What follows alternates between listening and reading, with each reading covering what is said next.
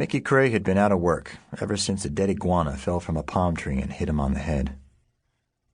The iguana, which had died during a hard freeze, was stiff as a board and weighed 7.5 pounds. Mickey's son had measured the lifeless lizard on a fishing scale and packed it on ice with the turtle veggies in the cooler behind the garage. This was after the ambulance had hauled Mickey off to the hospital, where doctors said he had a serious concussion and ordered him to take it easy. And everyone's surprised Mickey did take it easy. That's because the injury left him with double vision and terrible headaches. He lost his appetite and dropped 19 pounds and lay around on the couch all day watching nature programs on television. "I'll never be the same," he told his son. "Knock it off, Pop," said Wahoo, Mickey's boy. Mickey had named him after Wahoo McDaniel, a professional wrestler who'd once played linebacker for the Dolphins. Mickey's son often wished he'd been called Mickey Jr., or Joe, or even Rupert. Anything but Wahoo, which was also a species of saltwater fish. It was a name that was hard to live up to.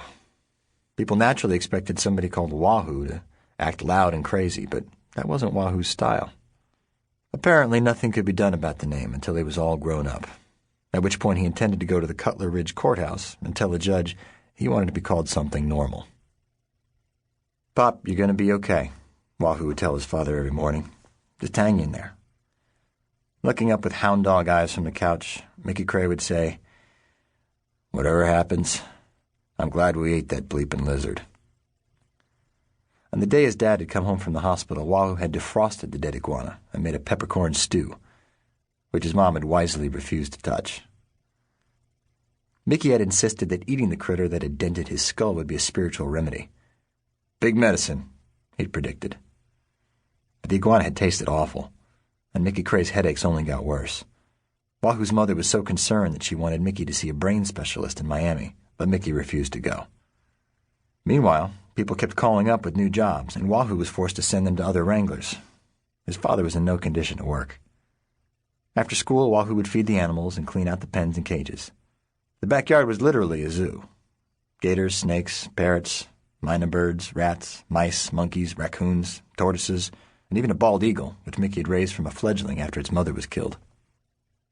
"Treat them like royalty," Mickey would instruct Wahoo, because the animals were quite valuable. Without them, Mickey would be unemployed. It disturbed Wahoo to see his father so ill, because Mickey was the toughest guy he'd ever known. One morning, with summer approaching, Wahoo's mother took him aside and told him that the family's savings account was almost drained. "I'm going to China," she said. Wahoo nodded, like it was no big deal. "For 2 months," she said. "That's a long time," said Wahoo. "Sorry, big guy, but we really need the money." Wahoo's mother taught Mandarin Chinese, an extremely difficult language. Big American companies that had offices in China would hire Mrs. Cray to tutor their top executives, but usually these companies flew their employees to South Florida for Mrs. Cray's lessons. "This time they want me to go to Shanghai," she explained to her son. "They have like 50 people over there who learn Mandarin from some cheap audio tape. The other day, one of the big shots was trying to say nice shoes, and he accidentally told a government minister that his face looked like a butt wart. Not good." "Did you tell Pop you're going?" "That's next." Wahoo slipped outside to clean Alice's pond. Alice the alligator is one of Mickey Cray's stars. She was 12 feet long and tame as a guppy, but she looked truly ferocious. Over the years, Alice had appeared often in front of a camera. Her credits included 9 feature films, 2 National Geographic documentaries, a 3-part Disney special about the Everglades, and a TV commercial for a fancy French skin lotion. She lay sunning on the mud bank while Wahoo skimmed the dead leaves and sticks from the water. Her eyes were closed, but Wahoo knew she was listening. "Hungry, girl?" he asked. The gator's mouth opened wide, the inside as white as spun cotton. Some of her teeth were snaggled and chipped. The tips were green from pond algae. "You forgot to floss," Wahoo said. Alice hissed. He went to get her some food. When she heard the squeaking of the wheelbarrow, she cracked her eyelids and turned her huge armored head. Wahoo tossed a whole plucked chicken into the alligator's gaping jaws. The sound of her crunching and the thawed bird obscured the voices coming from the house. Wahoo's mother and father discussing the China trip.